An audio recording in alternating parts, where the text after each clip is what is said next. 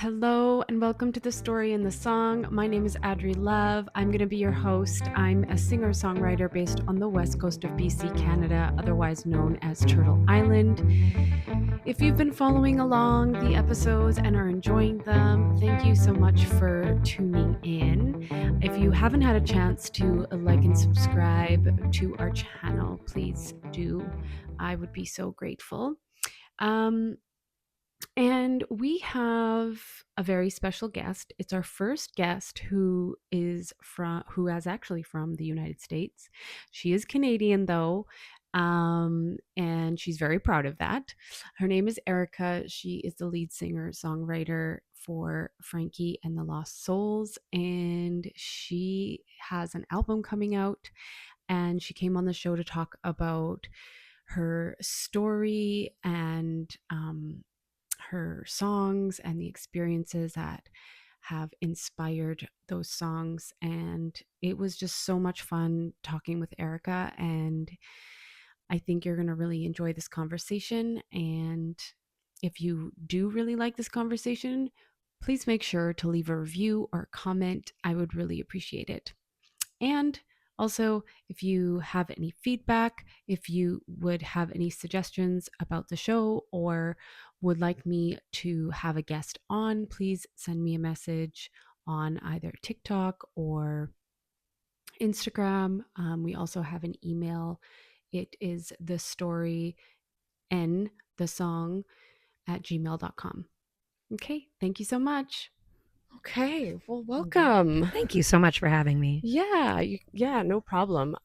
We are on location for the first time at Red Rum Records, which is so fun. We thank Alan for letting us come here and have this conversation. Oh, thank you. And you're coming up from out of town, so tell It's us. complicated. Yeah. You said you're coming from the States. You're our first guest from the United States, but you are Canadian, right? I am born and bred Canadian. I was born in Toronto, raised in Scarborough, moved to Vancouver in 2006, where I met my husband, stuck around for a good 18 years. And then in that process, we decided that we needed to relocate to be closer to his family. Luckily for us, it's one of the most beautiful spots in the world, called the Mendocino Coast in California, and it's about 4 hours north of San Francisco. Mm-hmm. And it's just this isolated outpost community of love and creativity and music, and there's just so much support for the arts in this little like bastion of like 10,000 people. And so but our band is still here, and so we've been back a number of times. We record at Monarch Studios here with Tom Tom, how do you say his name? I don't even know either. Sorry, Tom. It's not that. There's a Z in it. Okay, yeah. See, there is a Z in it. I mess it up all the time. Sorry, Tom. Tom at Monarch. Tom at Monarch. Yeah. He's a great guy. He was in the band called the Zolas. Yes. Did you work with him? I did. Yeah. And I loved his his band, the Zolas, as well. There were some songs in there I really liked. Yeah. So he's such a great guy. Well, we went to him because when I moved to Vancouver in 2006, 2007, one of the bands that was coming up was Said the Whale. Oh, okay. And they were big in the indie Vancouver music scene and were really like a soundtrack to my early university days. Mm-hmm. And they did one of their early records with him. And he just captured this like cityscape sound that, you know, a lot of their songs are very place-based as well. And so when we were looking around to put our money where our mouths are, because I think our music is worth it, he floated to the top. So that was where you recorded your first EP. Right? And then we went back for the LP. Oh, okay. So which you're still in the works? It's coming together. Yeah. Okay. It's in the final mastering phases, and then, you know, it's been helpful sitting here with all these records. We're kind of studying record covers, getting inspiration, because I hadn't really thought about it much because I'm a songwriter.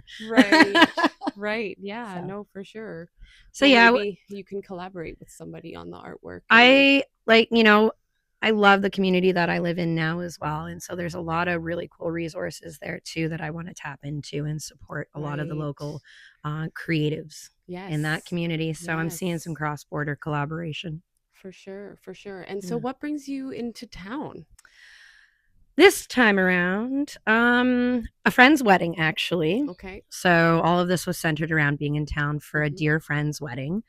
We are not the wedding band, but we Yeah. were our own wedding band Yeah. 13 years ago. Love it. And then so we planned that and finalizing, it helps to be in the same room as the band to Mhm. finalize some of these details. Yes. We had a gig that got canceled. Um, Mhm. so, whatever, that happens. Yeah, and then just spending time with the band. We're shooting a music video together as well. Um, it's a long distance relationship, and in the year that we've been apart, I think we've seen each other 8 or 9 times. Okay. Yeah, Yeah. so we're making it happen. We're making it work. That's amazing. Yeah. Then you guys must have a pretty like solid bond if you're living all the way in California and you're coming up here to make things work with the band. Yeah, Like I like you to think guys. so. We're all on the same page on a lot of things. Way is our guitarist. His stage name Yeah. is Lynx. Okay. And he is a wicked guitarist. And when we first met, he said, be humble enough to know that you're replaceable, but be good enough to be irreplaceable. Oh, I love that. And that he knew that we were leaving. Yeah. We were kind of working on this determined timeline, waiting on my immigration to come through, but he knew that we were leaving within a year and a half. Yeah. And he joined the band anyways. Nice. And he has a prolific guitar collection. Okay. So yes. He's a fun bandmate to have because Okay. you never know what he's going to show up with. But he just, he just like we were talking earlier about Sebastian kind of shaping the songs with the bass. Mhm. I was looking for somebody to take my music and just do what they felt needed to be done. Yes, And just he did that. hand it over and collaborate. I love that, right? That's my favorite part about working with other people. It's just like, what is your That's what I creative wanted. brain want to put on this? Like let's bring all these energies together and I just don't like I know my limitations in terms of creativity. I can write the songs, I can build the song structures. Yeah. But I am not the noodler doodler, what do we call them? The diddler. Yeah. And I'd been saying for years, I just want somebody to come in and show me what they would do with my music. Yeah. And so he did that. Nice. And so are those the players that are on the EP as well? Okay, so you same people throughout this whole thing. Yeah. Okay. Yeah. And his partner, Natalie, kind of came into the picture like just before the EP was being recorded. So she wasn't officially a band member on the EP, but she sings on it. Okay. And then on the LP, she is in the band on piano, keys, and background vocals. Okay. And then on both the EP and the LP, we had the great fortune of hiring, oh my God, why is it? Sorry, Leon. Leon Power from City and Color. Tell me the story behind that. He's the studio drummer at Monarch Studios. All of those guys kind of circle around that commercial street block.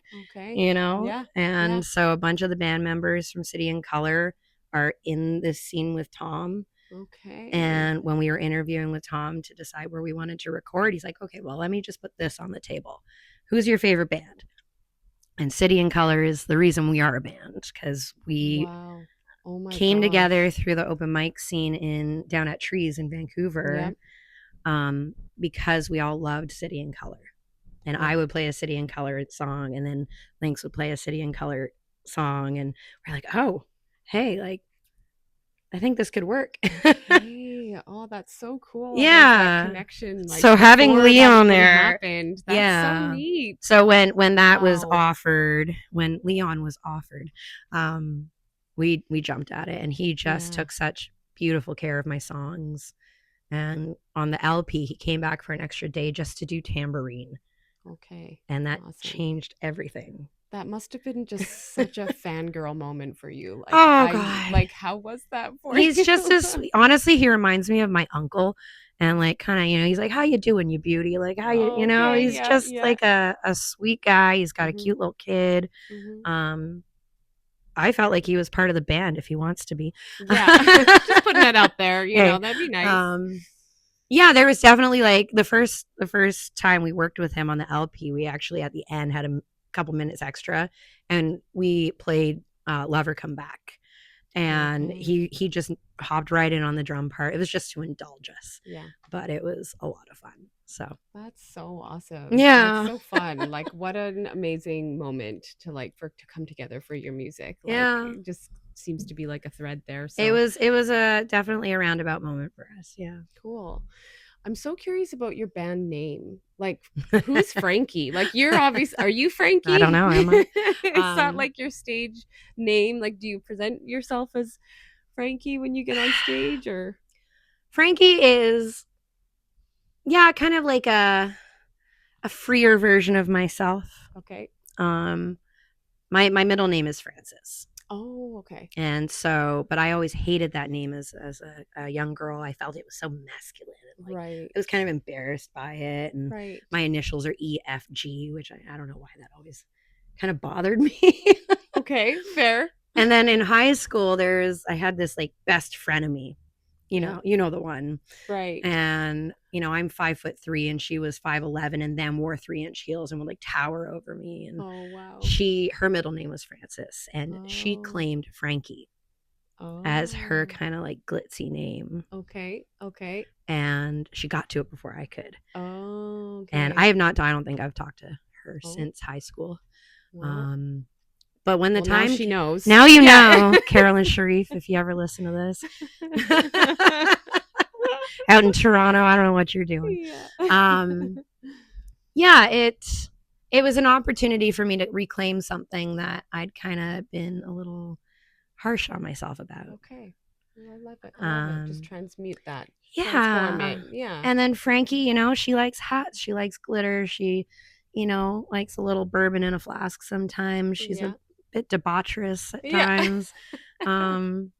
So I don't know. It's just nice to have a bit of a separation. Yeah. So yes, I am Frankie. The Lost Souls is an evolution of a couple things.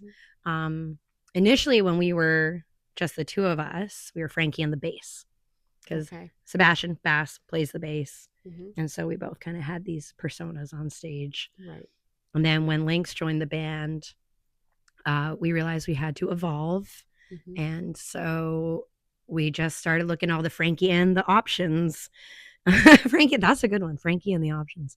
The Lost Souls came about because I feel like I write a lot of my songs from the perspective of what I wish people could have said or would have done, or I wish, how they would have talked about themselves differently. And so I'm trying to capture moments and stories from the perspectives of some people who aren't here anymore, like my grandmother.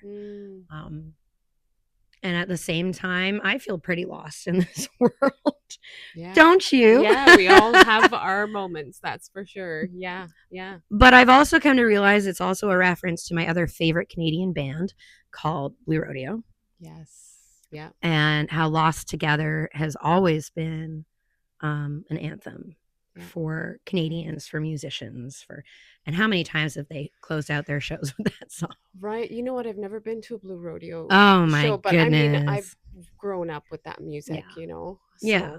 Yeah. I'm trying so hard to make them blow up in America. Yes, totally. I'm on a pathway of educating Americans about Canadian music. I love it. Other than Neil Young and Celine Dion. Nice. So yeah, Lost Together is kind of one of our themes as well. So nice. We do get proselytized at a bit. Okay. We've been busking in America and had some offers of Jesus helping to find my soul.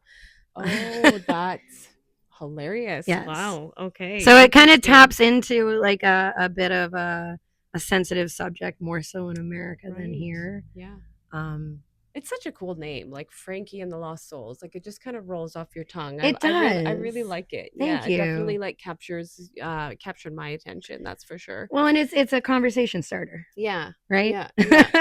And what about the compass? Tell us about the compass, because that seems to be a really big piece of your branding as an artist. So.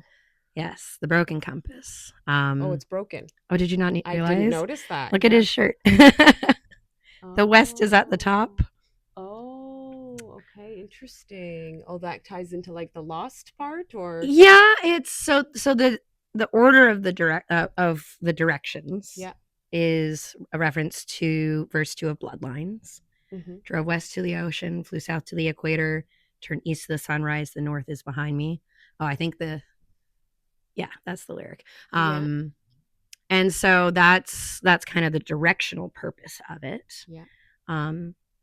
I come from a Dutch background where there were sailors in my family, lots of travelers, lots of my grandmother was born and raised in what was called the Dutch East Indies, which is Indonesia. And so it's just, wherever you are there, wherever you go, there you are kind of thing. Yes. And like, do you even really need this compass?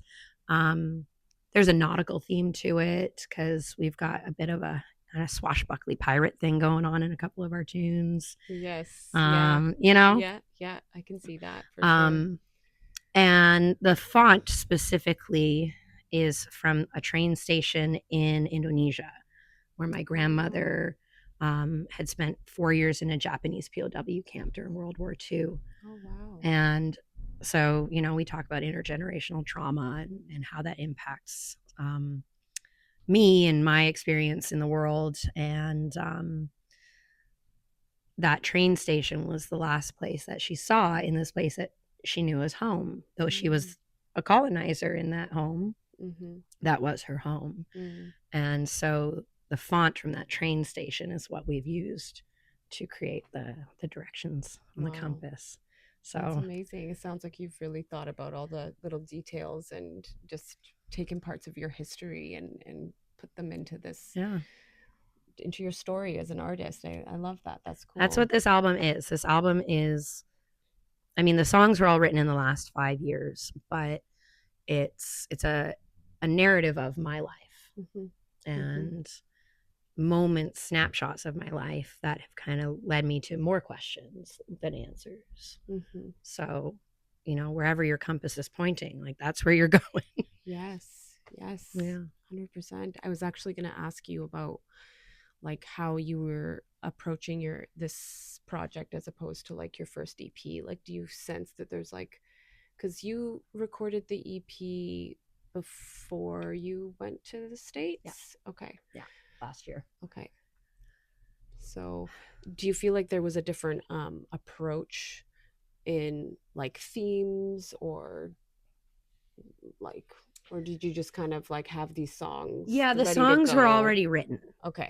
So the EP, I'm not a prolific songwriter. I know people who write a song a day. Or I don't know if you know who Danny Black is. She's a great local musician as well. And she's written like 300 songs and they're all great. I'm sure some of them are better than others, but songs take me a long time to kind of marinate and break it down. And like, they're really not that any other people's aren't, but like they're deeply personal portrayals of moments where, I'm just reflecting on my behavior or somebody else's behavior. And so when I get a song, I'm like, yes, there it is. And so I'm not writing hundreds of songs, but I had a great selection of songs at the time of the EP where we had to whittle down, like, what are the 3 songs? Because this is the first time we're doing this. We're doing 3 songs. What can we afford? And so the Bloodlines EP has After All, Insecure, and Bloodlines. And they all have a theme of a line that you're following or that you're crossing or that you're traveling. So I think that's ultimately what brought those 3 songs together as a narrative. Now, those 3 songs are remastered and included in the 10 songs of our LP. Oh, nice. Because it's still that continuation of that narrative. Okay. But as far as like, and again, picking the songs for the album, there were songs that didn't make it. I've got probably another half an album if I wanted to. Right. But I'm kind of in a state now where I'm in a new phase of my life. Yes.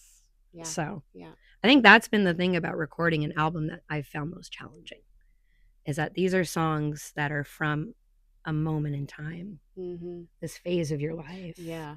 And you're kind of stuck there. Yeah. Nitpicking every single freaking note. Yeah.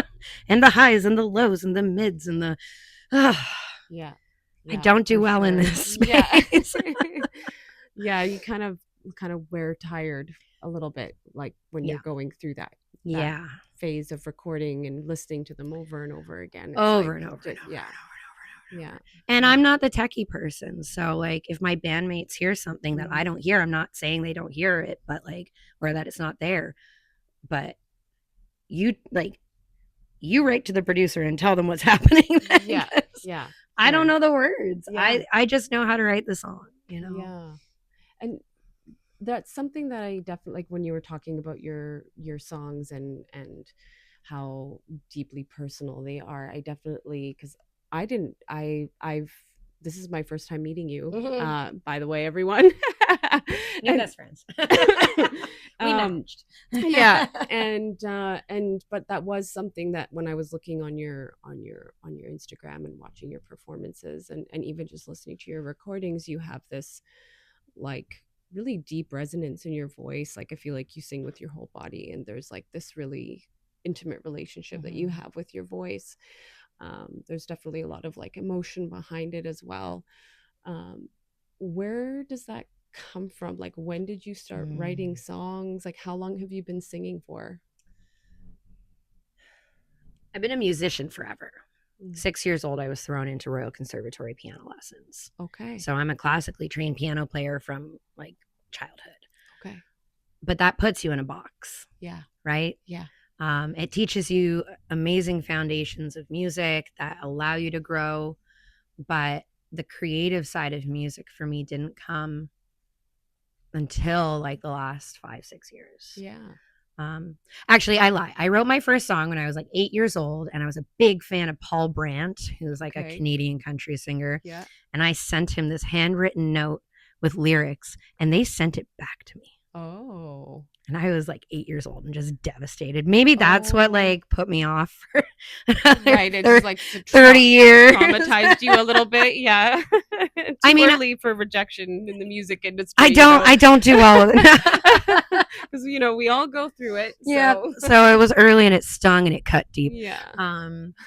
I was around music my whole life, all the dads at the campfire playing the songs and the John Prine and the like classic kind of country stuff. Okay. But actually songwriting, I dabbled in it a bit in my mid 20s, and like, I don't know. There's a couple of factors you have to get over when you start writing songs about yourself or thinking that you've written something that you want to share. And I feel like there's a vanity aspect of it that we are taught is shameful. Oh, you think you have something, like why do you think that you're the person to be saying anything about anything? Right. And I mean, maybe that's just something that's ingrained in me from a very strong, European upbringing. Right. Right. Yes. Yeah. My mother was Polish. So yeah. There you go. Dutch. Yeah. Right. I was raised not an immigrant household, but my mother's parents were immigrants to Canada, and, they never became Canadian. They held tight to that Dutch citizenship. Yeah. Interesting. So there's a lot of factors that I think contributed to delaying my understanding that I can do this, like songwrite. Yeah. And then were you singing at all? Like, were you always kind of? Oh yeah, I was doing covers. So as a piano player, you learn that pianos are really cumbersome to carry around. Yeah. So I picked up guitar at 21, and then I got my own open mic gig at the University of British Columbia that same year, on the condition that I could show up and play like for 2 hours if nobody else showed up. Okay. So I spent that summer. Asked to run it. Yeah, I was running it. Okay, cool. Yeah. So I was given that opportunity, just with that caveat that I had to entertain should no one else be there. So I spent that summer learning 4 chords and as many Old Crow Medicine Show songs as I could, Avett Brothers, like really basic 1-5-6-4 songs. And I went out and I ran open mic every Thursday night for 2 years. That's awesome. So I guess, singing was always part of that. I did a lot of music theater.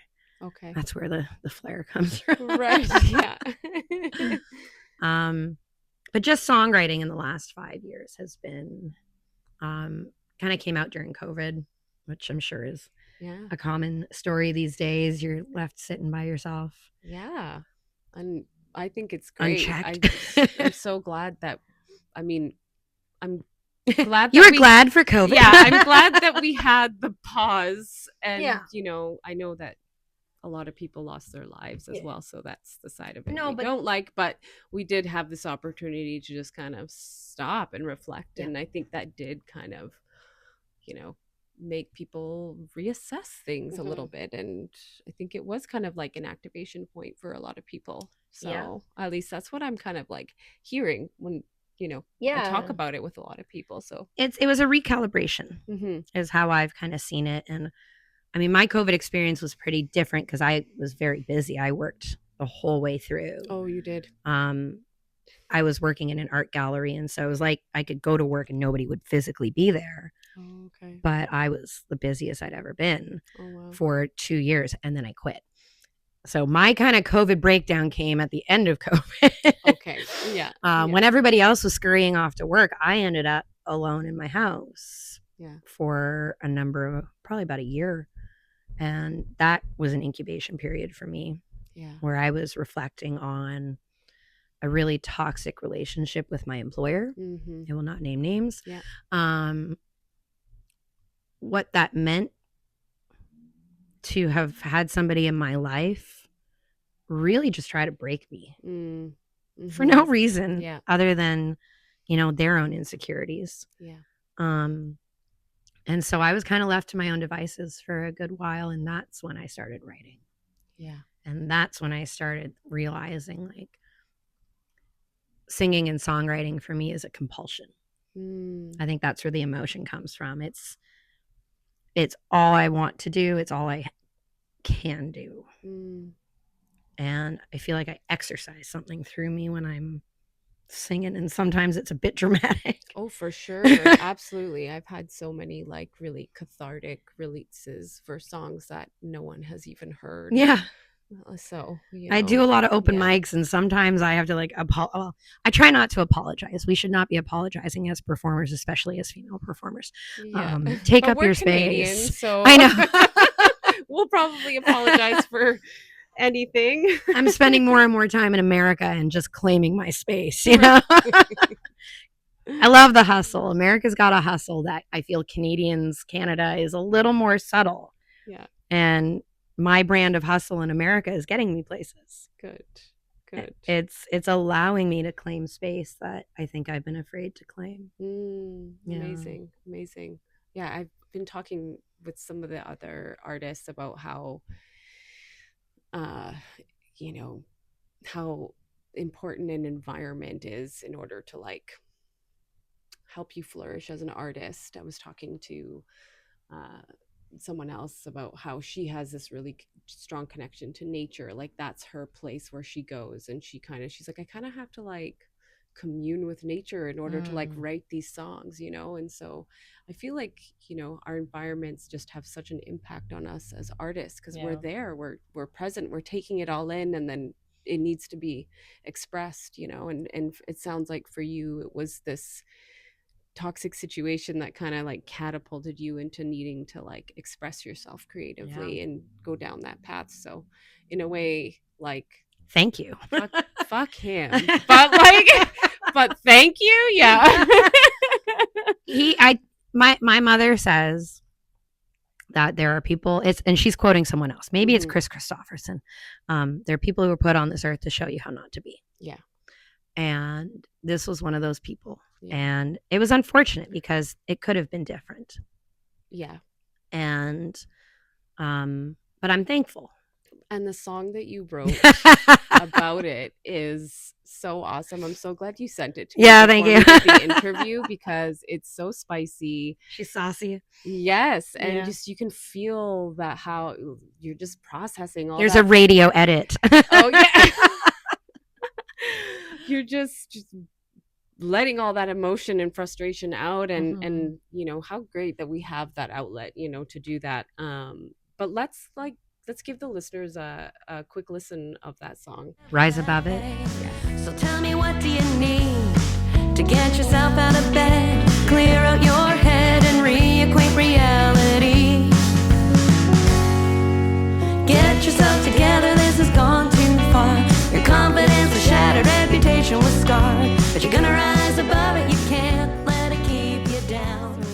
Was this song kind of the like was it the beginning of your writing process? Was this the first song you wrote, or were there some other songs before that song kind of came along? This was a late song. Okay. This was a late song.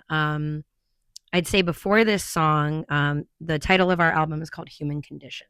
Okay. And I have a degree in French literature. Oh, okay. And so that's a reference to some of the like 20th century French philosophers, kind of like Camus and Sartre, questioning the human existence and the human condition and what are we here for? You know, not so much is there a God, like almost saying like there is no God, so what is our purpose, right? Right. And so the human condition was a song that I wrote. No, the human condition. We had a lot of grammatical debates. I think between everybody in the band, there's 4 of us and like 9 university degrees or something. Okay. We're very, very educated. Yeah. So no, the human condition was a precursor to this song. And I wrote these lines as like a roadmap to being at my rock bottom. And my rock bottom came about Christmas 2022. You know, holidays are an emotional time when you have strained relationships with family members and chronic pain and back injuries and all of these things that literally put me on the floor crying because there's nobody in the world who would ever want to hear from me. You know, that kind of like depths of despair. Yeah. Therapy, SSRIs, you know, yes. Guitar lessons with Lenny Pallerstein. Do you know Lenny? No. Oh, he's a great guy. Okay, cool. Local troubadour musician. Lenny got me out, and his homework to me was to go to Trees on Granville, seek out Mark D'Souza. And he said, Mark's going to love you, and your homework is to just go and play like one song. Not that I was shy or anything. I just hadn't been out in a long time. Yeah. And I went, and then I went back, and I went back, and I went back, and that's where I met Lynx. And Mark eventually booked us for our first gig. Nice. Not with Lynx. He wasn't part of the band yet. But the human condition came out of that process of kind of crawling out. And now I can't remember the lyrics. I've been in survival mode, lost track of time, not really sure how to feel. It got dark for a while with my sanity on trial. Couldn't tell you which voices were real. And it just kind of launches into this play-by-play narrative of that experience. And that was probably one of the hardest songs I've ever written because it was just totally self-reflective. Take a good hard look at yourself. Quit putting the blame on everyone else. And after I got that out of the way, it kind of opened up the possibility of like, well, you know, how do I feel about other things? Yeah. Let's put this in perspective here. Who is the asshole? Yeah. That time it was me. That time it was not me. And I'm going to call you out.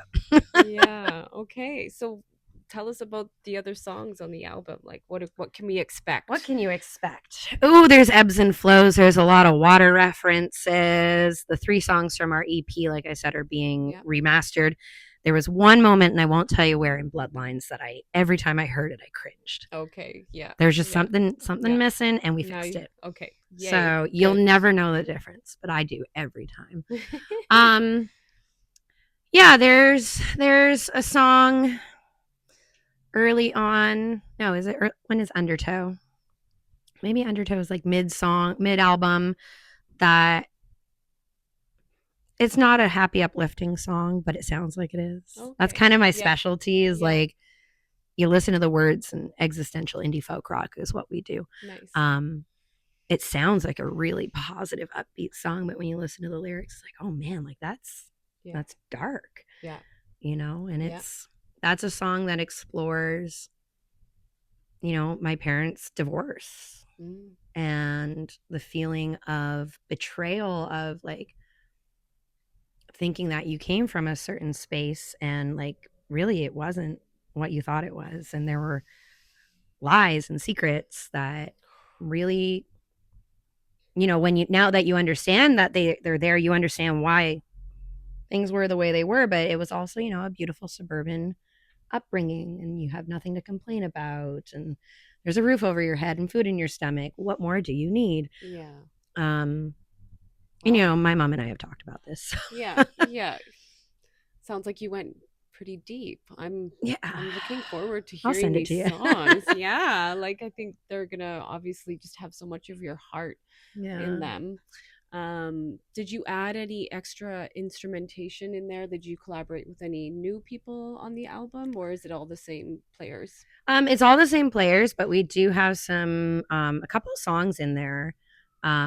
Undertow in particular, and then Last Lie is the last song on the album. Okay. Those became these like piano ballads. Okay. Which caught me by surprise. You're playing the piano. I'm playing the piano for those two. Okay. Natalie is our pianist on all the other songs. But those were songs where we were just experimenting with the sound, and went back to my piano roots, and something came out in me, especially for that the song Undertow, because piano lessons were such a part of my childhood growing up. Yeah. Very rigid. Right. Yes. Practicing every single day. Okay. Under supervision. Wow. Very, very technical. Yeah. And me as the only girl, I was the one to continue all the way to the end. My brothers got to quit. Oh, okay. Yeah. So there was a bit of catharsis in me playing the piano in the studio on these songs that are so personal. Right. Yes. So, yeah, we've got that. We've got some cool vintage Rhodes. Nice. Yeah, little Wurlitzer. Yeah, Tom's got that. He's got the toys. Yeah. He's stacked there for sure. Yeah. When is the album going to come out? Or you said you're going to be releasing some singles first and then the album. Yeah. So we are currently in town having these meetings with the band, just about the marketing strategy, because we got to do all these things on our own, right? Mm-hmm. I mean, you can pay a service to do it. You can pay people to do anything. Yeah. It's a bit of a conundrum, because I've been reaching out to PR companies to promote my material, and then you look at their Instagram numbers and they've got fewer followers than I do. Right. So it's kind of this game of like, but they've got the number for CBC and they could get your song on the radio. Right. Well, I actually had my my other guest. She was sending her music to like this generic email at CBC since 2016. Oh my god. And she just had her song put on on CBC this year, but she found out that there's actually like specific emails that you have to send for specific shows. Okay, noted. Little tip for any artists out there that are wanting to. I don't know what those emails are, but if that gets you one step further in the process, then because I love CBC. I live in America, but CBC, I pay for a VPN to watch my CBC shows. Nice. So, and when I meet an American who knows what CBC is, they're like, yeah, it's special. Yeah. So the goal is the album is done. We are in the final mastering phases. We're going to print vinyl. We're going to print CDs. We live in a small town with a lot of old folks who want hard copies. Yeah. I've learned a lesson. I think it's making a comeback a little bit. Yeah. So we're doing CDs. We'll be digital as well. But, that's another kind of moral quandary there is we're not making any money from doing that. Yeah. And I know a number of smaller independent musicians who have had their music pulled because they got 5,000 streams. And they were accused of like having AI bots stream their music. Like, no, they got a little bit of coverage. Crazy. And so their songs were like flagged on Spotify and taken down. Wow. Yeah. That's crazy. So hopefully I'm hoping the full album will be either released by the end of the year or early next year.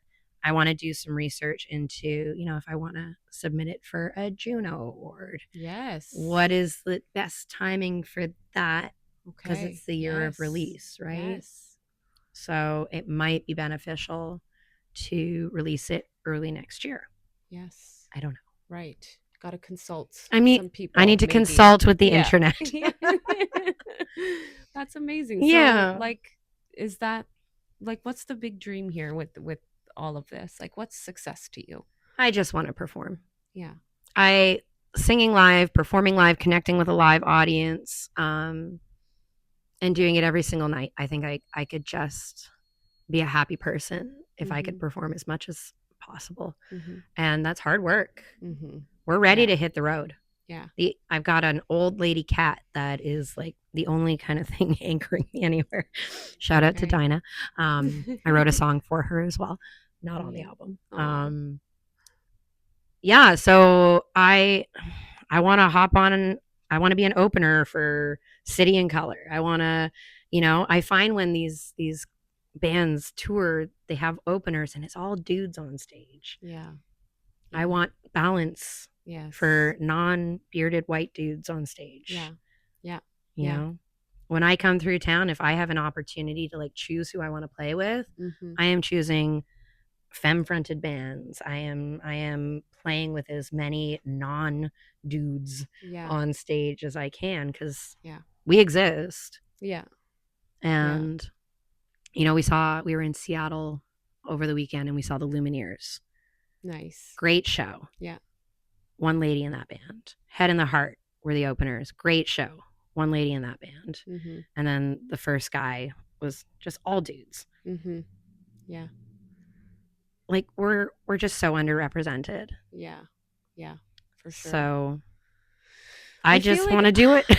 I feel like there's so many, the market is so saturated. I feel like there's a lot of women doing music. I think for me, the way I see it is like, I don't feel like we're respected enough for what we do. I think we have to fight harder to be acknowledged for the things that we do equally that men do, to be taken seriously. Exactly. Yeah.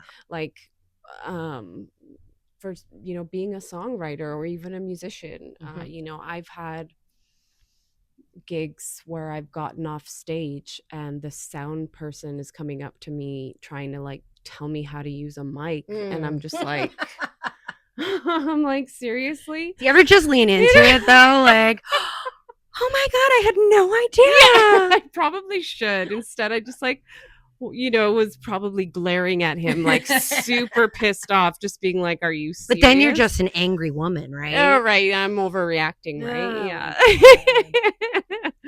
It's real. It's real. I can handle a touch of sexual harassment. I can handle that. Okay. That's a given. Right. In a lot of circumstances, I'm sitting at an open mic waiting for my turn and some guy like leans over and like, touches my thigh and I'm like, yeah. Hi. Like, yeah. No, that's not okay. Not in 2025. No, like that's for sure. let's have a conversation about this and why you shouldn't do that. And I'm glad that I'm the person doing this for you and like not somebody who's really going to get mad at you. Yeah. I feel like, I'd like to think that the younger generation is going to have more awareness around consent and all of that. I hope I'm trying to be hopeful about the path forward and that things are getting better in that way. So yeah, small town America. I mean, you are, yep, is a thing. But yeah, being taken seriously as somebody who like walks on stage and wants to be in the light and wants to be respected. I think the more that we can support each other, that's where the power comes from. Yes, it definitely helps. It helps. And I did a show back in March. We were up here recording and we got a show at the Roxy on a Saturday night. It was awesome. It was like we were fresh out of the studio. We were so tight. And I got to pick the bands and we were the headliners.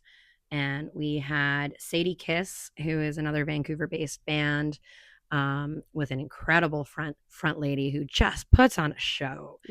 And then we had Ayla Bryn and the Salt of the Earth. And so we were just these three kind of like sassy, bitchy women. Like, love it. Just putting it out there and singing the songs that we've written about when people were assholes to us. And it was so awesome. Nice. Yeah. Just sharing that energy together. Yeah. But also just being like dolled up and glammed out and like, it was this real claiming of like femininity and just taking our space. And right. So it was a lot of fun. Yeah, yeah. And it seems to kind of come up in a lot of my conversations about like believing in yourself and like knowing your worth as an artist. Like, do you have like a kind of mindset around those topics at all? Like, what kind of helps you get through those moments where because all of us second guess ourselves, and all of us have moments of doubt. And do you have ways that you kind of move through that? Yeah, imposter syndrome is like totally real. Yeah. Just 2 weeks ago, I'm in another band in California with one of the local troubadours down there, and it's a band called Francis Ford. And he's been writing Americana music since the day he, entered the world. He's incredible.